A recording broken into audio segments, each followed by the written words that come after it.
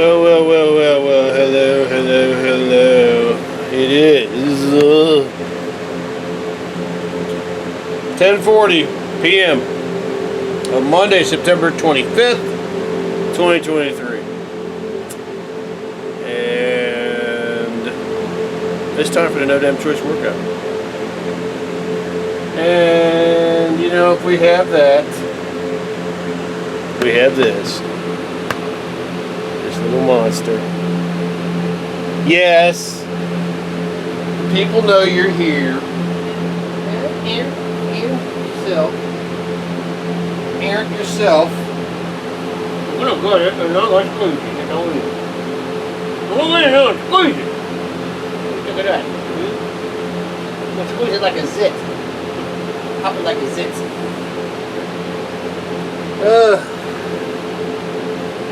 This was a rough day. It started with the rear caliper on my car locking up. I didn't know what it was. I thought it was a wheel bearing. They got it to the shop. Found a good shop in Richmond to take things to. My boss goes to it. He really likes it. They do good work.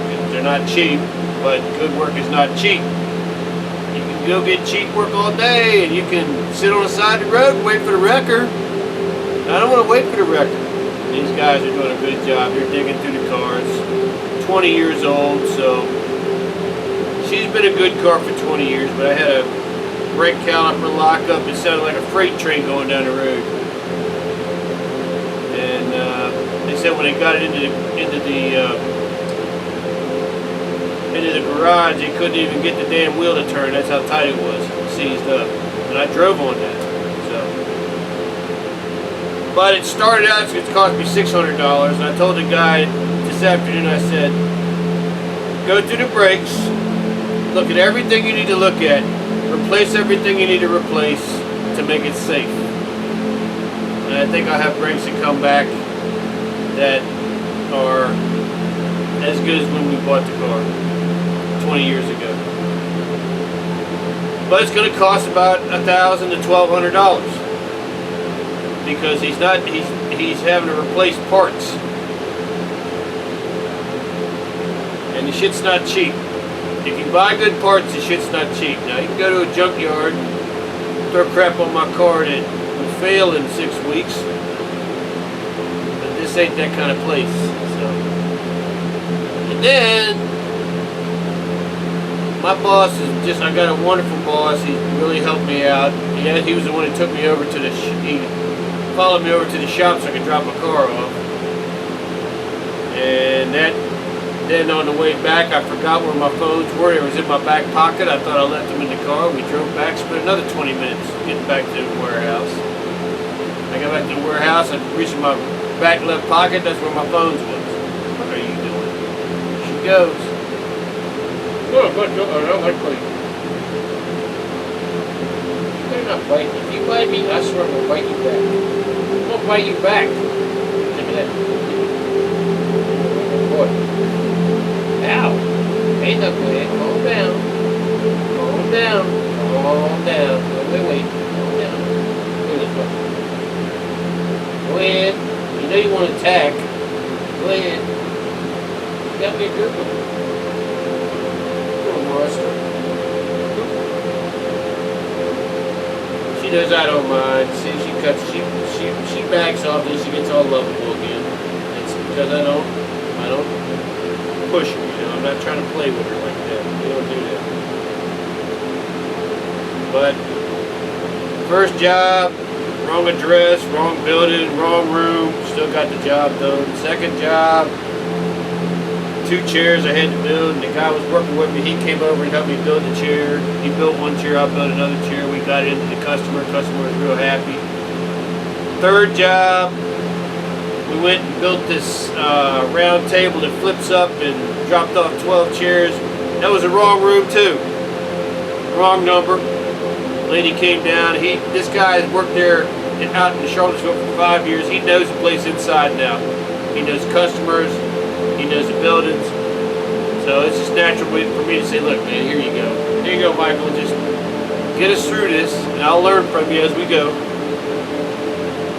we knocked that out, and the last job was dropping off a chair. And I'll tell you what, every job was a nightmare. That last job was a nightmare too, because I went into a building that was it was shaped like an L. It was two buildings joined in the middle by another building. And of course I was over here, and the chair went over here.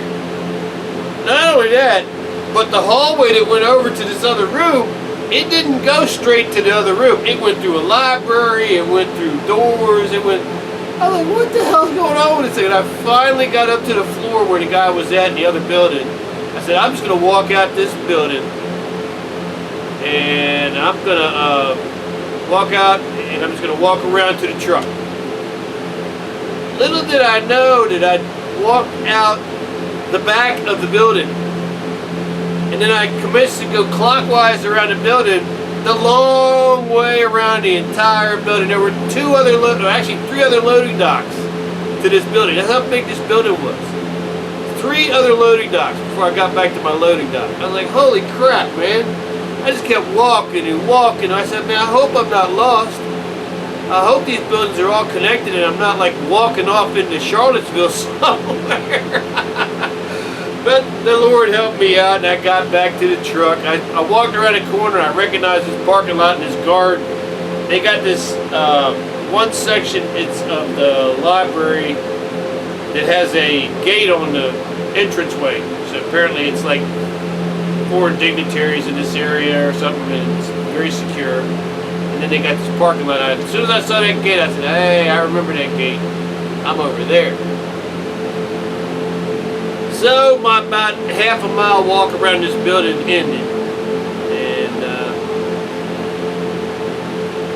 we got that done, and I got back, and I'm driving back because I got a phone message about 3:18 that I missed because I can't hear shit in that truck because it's just loud, and it's a miracle if I hear anyone calling on my phone because there's always ambient noise around me, and I'm hard of hearing. And the only way I usually pick it up is if it's vibrating in my pocket. But anyway, he said, he called me about something, the guy's working on my car, and I said, hey, I guess it sounded like to me like he's done. So I was on my way back, I called my boss, I said, hey, my time on my Google map says the guy closed at 5. And I had enough time to get back to either where my boss was at or to get to that shop and pay off the bill and then come get my boss and go back. I didn't have time to do both because if I went to the warehouse, we wouldn't have got over to his shop by 5 o'clock. So I got over there at like 4:50 and I walked in. The first thing the guy says, I said, well, your car's not done. Your car's still out there because I called you and the problem you're talking about is not what happened. That your rear caliper seized up and has ruined that. It's ruined the pad, it's ruined the rotor. We're going to replace the rotor because, and I kind of figured it because it's been going on for a couple of days now, off and on, very strange. And I've been driving down the road and I get this, and then it go away. And I'd smell brake pad. But I smelled it at the front. I thought it was coming out the front left. And he says the rear right, the side that got hit by the car about 2 months ago. But neither here nor there. I told him, I said, just go ahead and work on the car. I'll bring you the money to pay for the work. Just make sure it's right. That's all I care about. Check all 4 corners, make sure it's right. I did a half-assed job putting the brake pads in to get it through inspection. I just put new pads on it. I knew I had one rotor that was not too good on the left front, but it would have lasted for 30,000 miles. But it honestly, both of those front rotors need to be replaced. So front rotors are pretty cheap because you take the calipers off and you take 2 screws out and they just come right off. And you put the new ones on, put the 2 screws back in. But getting those 2 screws off after 20 years, woo boy, you gotta soak it with brake-free fluid, and then sometimes you gotta heat it with a torch, and then you gotta use an impact gun. But He's got all that stuff. I'm just glad that I got a place I can trust. Hopefully, you always say hopefully, but the bottom line is it's at a professional place. The car is. I got talking about it, broke down in tears again. I'm so embarrassed because every time I talk about that car, I think about the day my wife won and I went and got it. And we went on the Honda dealership, and she had a white Honda that she really loved. And I think it was the white Honda what we traded that in on. Pretty sure it was. Anyway, we got there, we traded the car in. And as soon as we both saw the car at the exact same time, they had just rolled it off of the car carrier. And it was sitting in the parking lot by itself. It was absolutely gorgeous. It was a red 2003 Honda Accord 2-door with the alloy rims on it. And it was beautiful. And my wife says, I like that. I said, yeah, that's pretty. I like that too. And I went over and saw it had the 4-cylinder in it. And it said 32 miles to the gallon on it, on the windowsill. I said, man, that's bank. That's a fast car and economical. And she loved that car. That was her retirement car. She bought that car as her retirement car. And she worked for 6 years with the government with the sole purpose of paying that car off. And we put it in the garage for a long time. And unfortunately, when she started getting really sick, I had to use the space in the garage. She had so much stuff in here, I had to pull it out. I had to pull a lot of it out, and I put it in the garage. And but I think of her every time I drive that car. And I have a living still because my wife bought this wonderful car and put it away for her to drive. And life just decided that it was time for her to go home. And so if it takes $1,000 to fix the brakes, I'll lose $1,000 a night at Charleston. I'm not going to do that anymore, but the irony is I've done this for a year and a half, not every night, but enough, too much. And the week I decide to stop doing it's the week that I have to spend $1,000 on the car, but that's okay. This is being an adult and taking responsibility for your actions. And I'm just real happy that the car is someplace where it's going to get worked on and people care about it. So, but what a strange day. And here again, it is now about 4 to 11, so I've got a full hour before it's out of time, but I want to get this workout done. Like I said before, I don't want to miss these workouts. My body's always there for me, and I got to tell you, the days when I do the workouts go so much better than even the day after that goes so much better than when I skip them. Found out I can't drink Samuel Adams beer either. It's just too damn strong. I don't know. Some of the beers I can drink, some of the beers I can't drink. I can drink some of the Belgian beers. I can drink Coors Light. I can drink Stella Artois. I can drink a beer called Horsbacher and another beer called, I guess, not Labatt's, but another beer. Another Belgian beer. But man, when it comes to American beers, I have to tread lightly. I tried Yingling, and Yingling was swelling my legs up. And I can feel the Samuel Adams, if I was to drink a bunch of that, it would do the same thing. So, I don't know, it has to do with a certain type of yeast and a certain type of hops used in the beer that I'm allergic to. So, who knows?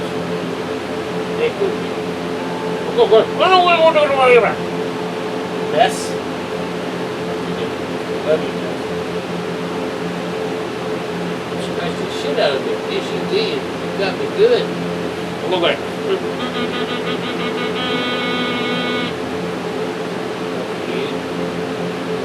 Alright, Daddy's got to do his exercise. Let's not keep these people waiting anymore.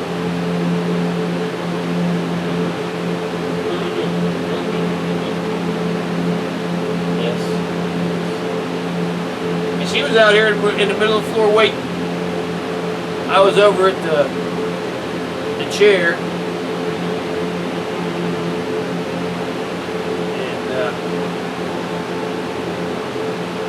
Had to clip my snaggy toenails. So, yeah, you'd be amazed how fast your fingernails and your toenails grow when you're not paying attention.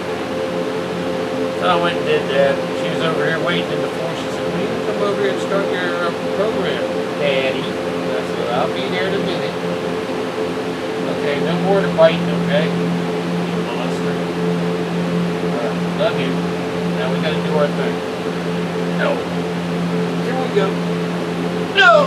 Yeah. No.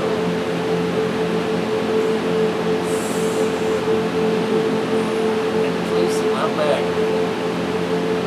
Woo! It's good to get it stretched out.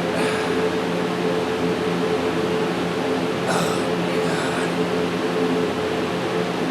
No Dad Choice workout coming in. Here we go.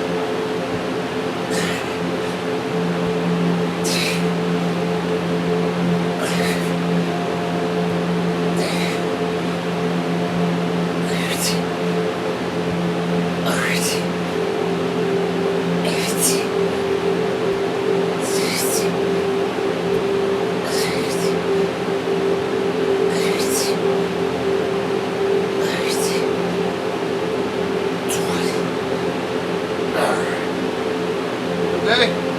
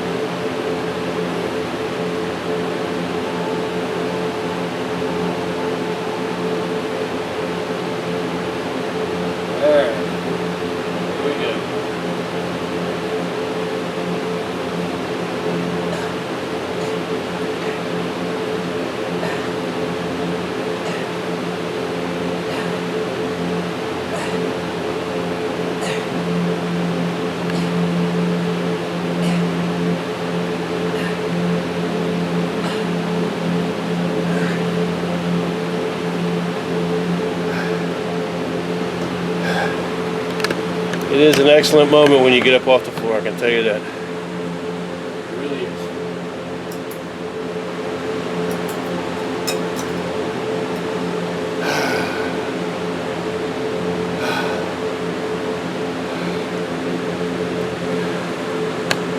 Please don't get trapped on the floor. If you haven't been down on the floor in a decade, get on the floor and see what you can do.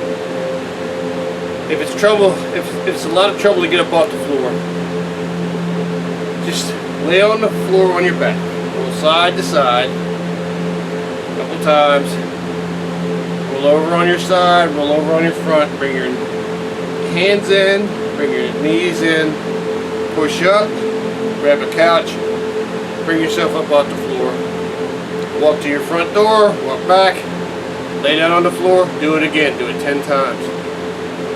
You need to not be trapped on the floor. Honest. It's the most basic thing of self-defense. Don't let somebody get you trapped on the floor where they can kick you. Okay? And beyond that, nobody wants to be trapped on the floor. Nobody wants to be helpless. Okay?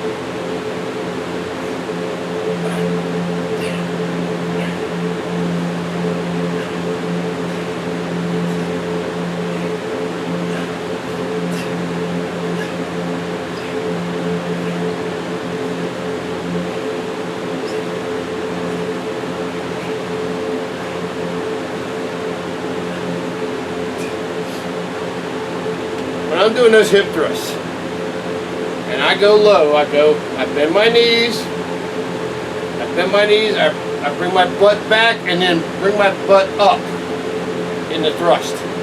When I do that, it pulls the absolute lower part of my back, all the way down to the cheeks of my butt. And it pulls those muscles.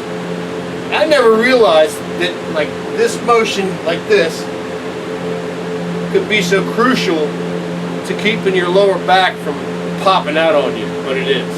So don't think it's some kind of kick or something to do this like this.